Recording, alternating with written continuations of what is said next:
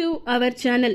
నిజం చెప్పడానికి వచ్చిన ఆనంది నిందిస్తున్న జీవన చెంప పగలకొట్టి తను నా కన్న కూతురు అని నిజం నాకు తెలుసు అంటూ షాక్ ఇచ్చిన జ్యోతి. అసలు ఇదంతా ఎలా జరిగింది, జీవన గురించి జ్యోతి ఏ విధంగా నిజాన్ని తెలుసుకుంది అనే విషయం తెలియాలి అంటే మన ఈ వీడియోని ఫస్ట్ నుంచి చివరి వరకు అసలు స్కిప్ చేయకుండా చూడండి. అలాగే మీరు చేయవలసిందల్లా మన ఈ ఛానల్ని ఇప్పుడే సబ్స్క్రైబ్ చేసుకోండి. ఎందుకంటే మీరు సబ్స్క్రైబ్ చేసుకుంటే మాత్రమే టైం టు టైం మీకు సీరియల్ అప్డేట్స్ అనేవి వస్తాయి. అలాగే పాపే మా Jeevan Jyoti serial upcoming episodes అన్నీ మీకు టైం టు టైం రావాలి అన్నా కూడా ఖచ్చితంగా మన ఈ ఛానల్ను సబ్స్క్రైబ్ చేసుకోండి. అలాగే పక్కనే ఉన్న బెల్ ఐకాన్ని ట్యాప్ చేయడం వల్ల ప్రతి ఒక్క నోటిఫికేషన్ మీకు రీచ్ అవుతుంది. ఇక లేటెస్ట్ డిజైన్ ఎంబ్రాయిడింగ్ వర్క్ చేస్తూ సీరియల్లో ఏం జరిగిందో చెప్పబోతున్నాను. మరి వీడియోలోకి వెళితే గనక ఇక ఆనంది అయితే డల్గా కూర్చుంటుంది.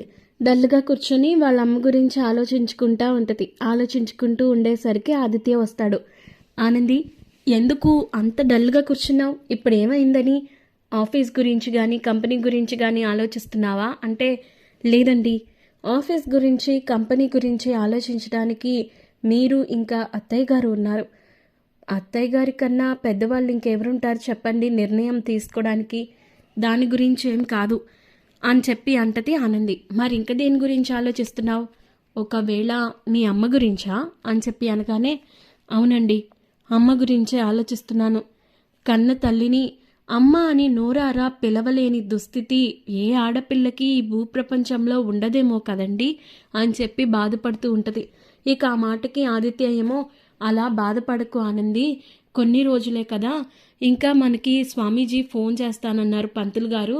అలాగే అప్పుడు మనం ఖచ్చితంగా వెళ్తే స్వామీజీ మళ్ళీ నీ జాతకం చూసి ఏ విషయము చెప్పారనుకో, ఒక్కసారి చెప్పారనుకో, ఇక మనం ఎట్టి పరిస్థితుల్లోనూ ఆలస్యం చేయకుండా ఇక మీ అమ్మ దగ్గరికి వెళ్ళిపోవచ్చు నువ్వు అని చెప్పేసి అంటాడు ఆదిత్య.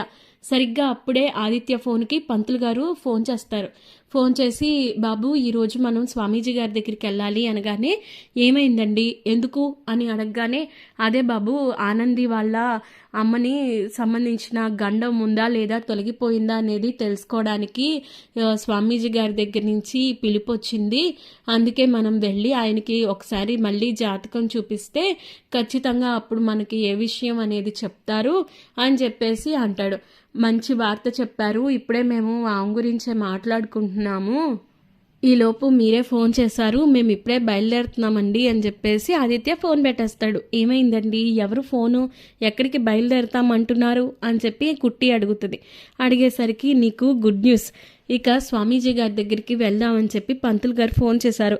ఈ రోజుతో ఇక నీకున్న సమస్య తొలగిపోతుందేమోనని నా మనసు కనిపిస్తుంది ఆనంది, మనం వెంటనే బయలుదేరదాం పదా అని చెప్పి అనగానే, నిజంగా మీ నోటి చలవ వల్ల అదే గనక జరిగితే అంతకు మించిన ఆనందం ఇంకేముంది చెప్పండి అని చెప్పేసి హ్యాపీగా ఫీల్ అయ్యి ఇంకా ఇద్దరు కలిసి కారులో బయలుదేరుతారు, ఆనంది ఇంకా ఆదిత్య. ఇక బయలుదేరి వెళ్తారు. వెళ్ళేసరికి అప్పటికే స్వామీజీ ఇంటి దగ్గర పంతులు గారు వెయిట్ చేస్తూ ఉంటారు. రామ్మ కుట్టి, నీకోసమే ఇందాకటి నుంచి వెయిట్ చేస్తున్నాను, పద పద అని చెప్పేసి అంటారు. సరేనండి అని అంటే, ఇంకా ఇంతకీ జాతకం తెచ్చావా తల్లి అంటే, కారులో ఉంది, కారులో ఉందండి, ఇప్పుడే తీసుకొస్తాను అని చెప్పేసి ఇక కారులో ఉన్న బ్యాగ్లో ఉన్న జాతకం తీసుకొని బయలుదేరుతారు, లోపలికి వెళ్తారు. వెళ్ళిన తర్వాత స్వామీజీ గారేమో ధ్యానంలో ఉంటారు. స్వామీజీ నమస్కారం అని చెప్పేసి పంతులు గారు అనేసరికి ఇక అప్పుడు, రండి కూర్చోండి, నేనే ఫోన్ చేపించాను, ఈ రోజుతో గడియలు కొన్ని మారాయి, అందుకే జాతకంలో మార్పులు చేర్పులు వస్తాయి, అందుకే జాతకం చూసి గండం గురించి చెప్దామని చెప్పొచ్చాను అని చెప్పేసి అంటారు. అనేసరికి సరే అని ఇంకా ఓపెన్ చేసి చూస్తారు. చూసి లెక్కలు వేసి అది చేసి ఇది చేసిన తర్వాత ఇక మొత్తానికి చూసిన తర్వాత టెన్షన్గా వెయిట్ చేస్తూ ఉంటారు ఆనంది, ఆదిత్య ఇంకా పంతులు గారు కూడా. స్వామీజీ ఏమైంది అని చెప్పి అంటే, శుభవార్తమ్మ, నీ కన్న తల్లికి ఉన్న దోషం తొలగిపోయింది, ఇక ఆ గండం కూడా ముగిసిపోయింది. గ్రహాల అనుకూలించాయి. నీకు అన్నీ మంచి రోజులే తల్లి. ఇక నీకు వ్యక్తిగత జీవితంలో ఇంకెలాంటి సమస్యలు రావు అని చెప్పి అనగానే చాలా సంతోషిస్తారు ఆదిత్య, ఆనంది. నిజంగానా స్వామి అంటే, అవునమ్మా, ఇదిగో ఈ జాతకం తీసుకొని ఈ అక్షింతలు అమ్మవారికి వేసి నువ్వు నీ కన్న తల్లి దగ్గరికి వెళ్ళొచ్చు, ఇందులో ఇంకెలాంటి సందేహము లేదు అని అంటే, సరేనండి అని చెప్పేసి అని ఇంకా ఆయన దగ్గర ఆశీర్వాదం తీసుకొని ఇంకా అమ్మవారి దగ్గర అక్షింతలు వేసి ఇక నమస్కారం చేసి బయటకు వచ్చేస్తారు. ఇక బయటకు వచ్చేసిన తర్వాత పంతులు గారు అంటారు, నిజంగా చాలా సంతోషంగా ఉందమ్మా కుట్టి, నీ కన్న తల్లిని నువ్వు అమ్మ అని పిలవడం నేను నా కళ్ళారా చూడాలి తల్లి, మనం వెంటనే బయలుదేరదాము మీ అమ్మ దగ్గరికి అని చెప్పేసి అంటారు. అవును పంతులు గారు, నిజంగానే నాకు చాలా సంతోషంగా ఉంది, మా అమ్మకి ఉన్న గండం తొలగిపోయింది అని అంటే నాకు మాటలు రావట్లేదు అని చెప్పేసి చాలా హ్యాపీగా ఫీల్ అయ్యి ఆదిత్య, ఆనంది అలాగే పంతులు గారు కూడా బయలుదేరతారు.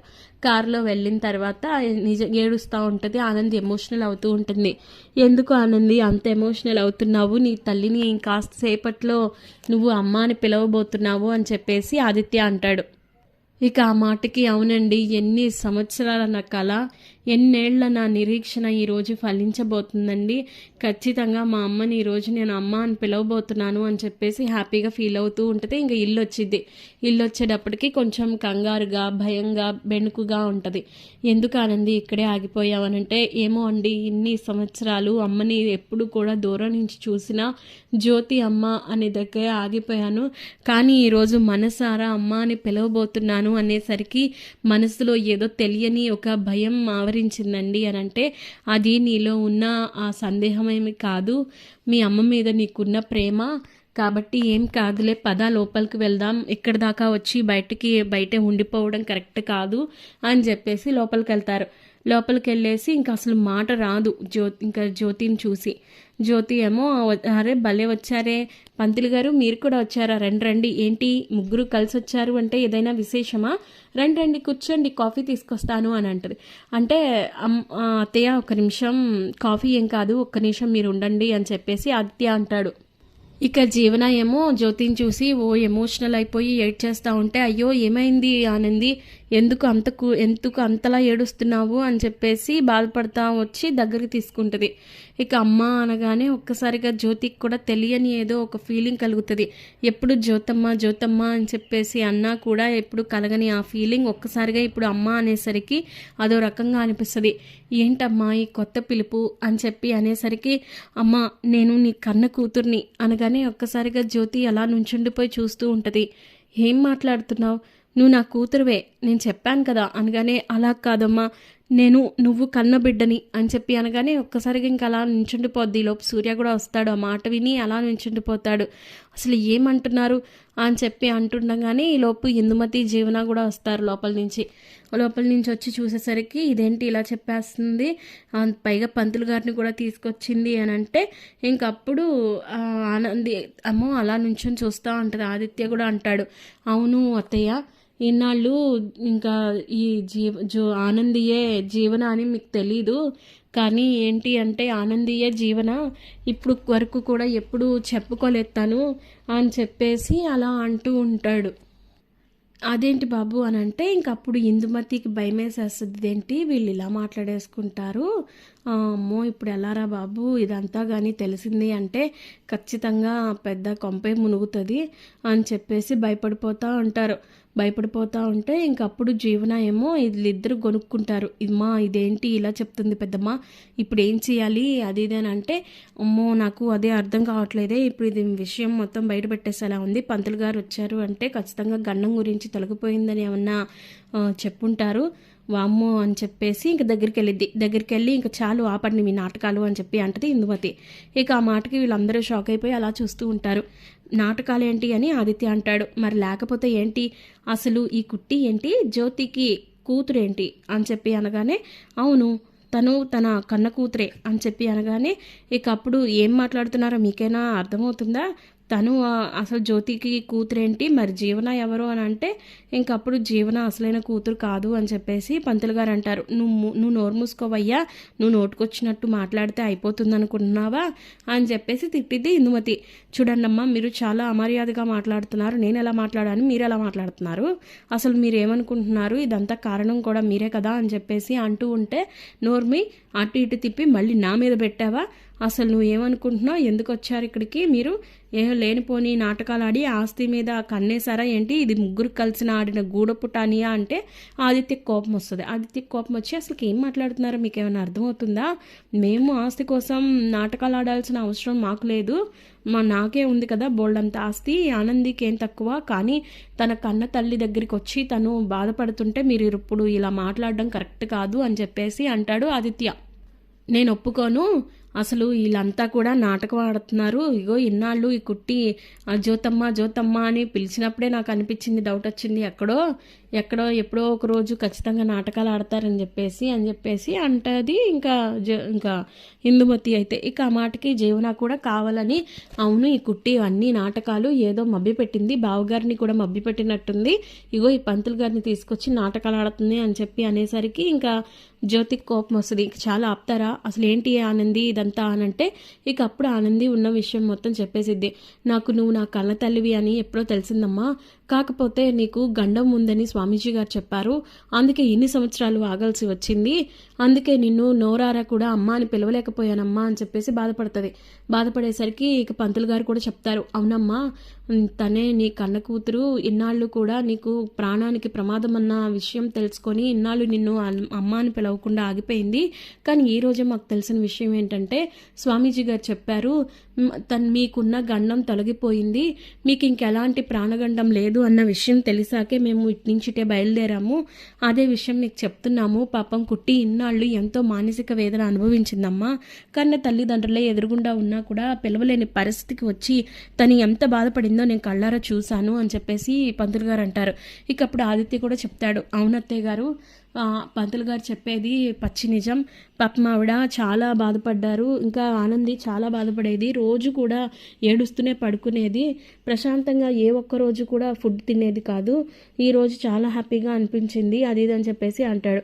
ఇక అప్పుడు జీవనకు కోపం వచ్చి ఇంకా చాలు మీ డ్రామాలన్నీ అయిపోతే మీరు బయలుదేరండి అని అంటే ఇక అప్పుడు జ్యోతి వచ్చి చెంప పగలగొడుతుంది. ఇంకో చెంప పగలగొట్టి అసలు ఏంటమ్మా నన్ను కొట్టావని చెప్పి జీవన అడిగేసరికి, ఏంటి ఎందుక నువ్వు ఆడిన నాటకాలు ఇప్పటితో తెరదించు అని అంటే, నేను నాటకాలు ఆడడం ఏంటమ్మా, వీళ్ళు కదా నాటకం ఆడుతున్నారు అని చెప్పి అనేసరికి, నాకు అన్ని నిజాలు తెలుసు జీవన, నేను ఇప్పటి వరకు కూడా ఎందుకు ఆగానో తెలుసా, కుట్టి నోటి నుంచే తనే నా కూతురని చెప్పాలి అని ఇన్ని రోజులు ఆగాను, ఏంటి నాకు నిజం ఎలా తెలిసిందని ఆశ్చర్యపోతున్నారా అని చెప్పి ఇందుమతి దగ్గర అంటది. అవును అది కాదు అంటే అసలు ఈ విషయం నీకెలా అని అంటే, ఎందుకంటే నువ్వు మొన్న మీ పెద్దమ్మతో మాట్లాడిన విషయాలన్నీ కూడా నేను సీసీటీవీ ఫుటేజ్లోనే చూసి తెలుసుకున్నాను, ఆ రోజే మిమ్మల్ని చంపేయాలన్నంత కోపం వచ్చింది, కానీ నా కుట్టి నా దగ్గర ఇంతవరకు కూడా ఎందుకు నిజం దాచిందన్న బాధ భయం నాకు వెంటాడేది, అప్పుడు తెలుసుకున్నాను స్వామీజీ చేత తనకి అబద్ధం చెప్పించారని, నాకు విషయాలన్నీ తెలియవు అనుకున్నారు, కానీ ఈ విషయం ఎప్పుడైతే ఆనంది నాకు చెప్తుందో ఆ రోజే మీ అంతు చూడాలని కూడా నిర్ణయించుకున్నాను, ఇక మీ రోజులు అయిపోయినాయి, ఇదంతా కూడా మీరు ఆడిన నాటకం అని నేను తెలుసుకోలేకపోయాను అనుకుంటున్నారా, నన్ను ఎంత మోసం చేసినందుకు మీకు మనస్సాక్షి లేదు కదా అని చెప్పేసి ఇంకా జ్యోతి చెప్పుద్ది. ఇక అప్పుడు సూర్య వచ్చి, జ్యోతి ఏంటిదంతా అని చెప్పి అనేసరికి, అవునండి నాకు ఆనందియే మన కన్నబిడ్డ అని కొన్ని రోజుల క్రితమే తెలిసింది, అసలు ఆ రోజు ఇందుమతి వాళ్ళ జీవన్తో ఫోన్ మాట్లాడింది కదా, అది నేను సీసీటీవీ ఫుటేజ్లో విన్నాను, ఇంకా ఈ జీవన మన జీవన కాదండి, ఎవరో తెలుసా, ఇందుమతి సవతి కూతురు, అందుకే అసలు ఏం మనాలో కూడా నాకు అర్థం కాలేదు, అసలు అందుకే శంభు ప్రసాద్ రెండో భార్య కూతురు అని చెప్పి నేను తెలుసుకోలేకపోయాను, ఇంతకాలం దాన్ని నేను నా కళ్ళల్లో పెట్టుకొని పెంచుకున్నాను, కానీ జీవనకు కూడా ఈ విషయం తెలుసు, తను నా కూతురు కాదు, ఆనందియే నా కూతురు అని, కానీ ఈ విషయం కూడా చెప్పలేదు ఏనాడు, ఇదంతా వీళ్ళు ఆస్తి కోసం వేసిన డ్రామాలండి అని చెప్పేసి జ్యోతి మొత్తం విషయం అంతా సూర్యకి చెప్పేసిద్ది. దాంతో సూర్య ఒక్కసారిగా షాక్ అయిపోతాడు. ఇందుమతి దగ్గరకు వచ్చి, మీకు ఏం అన్యాయం చేశామండి, మీకు ఏం పాపం చేశాం మేము, అసలు ఇంత అన్యాయంగా మా జీవితాలతో ఆడుకున్నారు, చిన్న చిన్నతనంలో ఇంత రాక్షసత్వానికి గురవుతారా? ఆనందిని అంత దారుణంగా అనాథ శరణాలయంలో జాయిన్ చేసి మరి అనాథ బిడ్డగా పెంచారు. మీకిది న్యాయంగా ఉందా? ఎవరో మీ సవతి కూతుర్ని తీసుకొచ్చి ఈ ఇంటికి యువరాణిని చేస్తారా? ఇదేమన్నా న్యాయమా చెప్పండి అని చెప్పేసి ఇంకా ఆ విధంగా సూర్య అయితే బాధపడతాడు. ఇక ఇందుమతి ఏం మాట్లాడలేక మౌనంగా ఉండిపోతుంది. అందుకే ఇంతకాలం నేను ఆగాను, కానీ ఈ విషయంలో ఆనంది ఎందుకు ఇంతలాగా తనకి నిజం తెలిసినా కూడా ఎందుకు ఆగిందనేది నాకు అర్థం కాలేదు. ఈరోజే తెలిసింది. ఇక స్వామీజీ ద్వారా వీళ్ళు అది కూడా అబద్ధం చెప్పించారండి. నా ప్రాణానికి గండం ఉందని, నన్ను అమ్మ అని పిలిస్తే తను నేనెక్కడ చచ్చిపోతానో నన్న భయంతో ఆనంది నా దగ్గరికి రాకుండా ఆగిపోయింది ఇంతకాలము. అందుకే నేను ఇంతకాలం ఓపికగా వెయిట్ చేశాను. ఇక మీదట వెయిట్ చేయాల్సిన అవసరం నాకు లేదు. నిజానికి మిమ్మల్ని పోలీస్ స్టేషన్లో పెట్టించాలి, కానీ నాకు ఆ విషయం చేసి నా ఇంటి పరువుని నేనే తీసుకోవడం నాకు ఇష్టం లేదు. కాబట్టి మీరిద్దరూ ఇప్పుడే ఈ క్షణమే ఇంటి నుంచి బయటకు వెళ్ళిపోండి అని చెప్పి అనేసరికి ఇక అప్పుడు జీవనకి విషయం అర్థమైపోయి ఇక నేను ఆలోచించకూడదు, ఆగకూడదు అని చెప్పేసి నేను ఎక్కడికి వెళ్తాను, నేనే ఈ ఇంటి అసలు కూతుర్ని, ఈ విషయంలో అస్సలు ఛాన్సే లేదు, నేను ఒప్పుకోను అని అంటే నువ్వెవరు ఒప్పుకోకపోవడానికి? నాకు ఆనందియే నా కూతురు అని నాకు ఎప్పుడో తెలిసిందని చెప్తున్నాను కదా, అయినా కూడా నువ్వు ఇలాగా మొండికేయడం కరెక్ట్ కాదు, బయటికి వెళ్ళిపో అని చెప్పంటే నేను వెళ్ళను, నా ఆస్తి నాకు ఇచ్చేస్తేనే వెళ్ళిపోతాను అని చెప్పంటే నీకు ఆస్తే కావాలి అనుకుంటే నేను ఎప్పుడో ఇచ్చేసేదాన్ని, కానీ నువ్వు ఆస్తితో పాటు నా కూతుర్ని కూడా దూరం చేయాలని చూసావు, నేను అది మాత్రం ఒప్పుకోను, నీకు ఈ ఇంటికి ఎలాంటి సంబంధం లేదు అని చెప్పేసి అంటే ఇంక అప్పుడు జీవన అన్న మాటలకి జ్యోతి చాలా కుమిలిపోతుంది. నిన్ను ఎంత గారాబంగా పెంచుకున్నాను, ఎంత ప్రేమగా చూపించాను నీకు, కానీ నువ్వు మాత్రం ఎప్పుడు నా మీద ఒక కన్సర్న్తోనే ఉండేదానివి కాదు, ఎప్పుడు నా మీద ఒక నెగిటివ్ ఒపీనియనే ఉండేది అని చెప్పి జ్యోతి బాధపడుతుంది.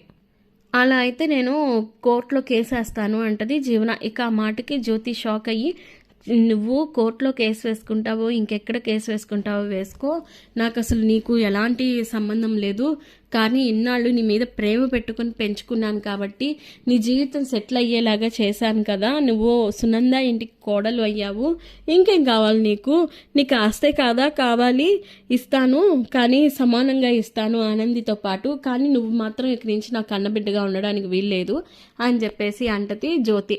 ఇక ఆ మాటకి ఇందుమతికి కోపం వచ్చి నేను అంత ఈజీగా నిన్ను వదిలిపెడతాను అనుకోకు జ్యోతి, నేను ఎంత కష్టపడి ప్లాన్ చేసి ఇదంతా ఎందుకు చేశాను అనుకుంటున్నావు, ఈ ఆస్తి కోసమే. ఇప్పుడు వచ్చి ఆనంది వచ్చి నీ కూతురు అనగానే నేను చూస్తూ ఊరుకుంటాను అనుకుంటున్నావా, మిమ్మల్ని అంత తేలిగ్గా వదిలిపెట్టను అంటే ఇక అప్పుడు జ్యోతి అంటది నువ్వు ఏమైనా చేసుకో, ఎలా అన్నా చేసుకో, నాకేం సంబంధం లేదు, నాకేం పర్వాలేదు, నాకు ఎక్కడ హ్యాండిల్ చేయాలో నాకు బాగా తెలుసు అని అంటే అలా అయితే ఈ విషయంలో నేను ఎక్కడి దాకా అన్న వెళ్తాను అంటది ఇంక ఇందుమతి. నువ్వు ఏమైనా చేసుకోమని చెప్తున్నాను కదా అని చెప్పేసి అంటది. ఇక ఈ విషయం ఆదిత్య ద్వారా సునంద వాళ్ళకు కూడా తెలిసి ఇంకా జీవన చేసిన మోసాన్ని తెలుసుకున్న సునంద ఏమో నువ్వు ఈ ఇంటికి కూడా రావడానికి వీల్లేదు అని గుమ్మంలోనే ఆపేసిద్ది.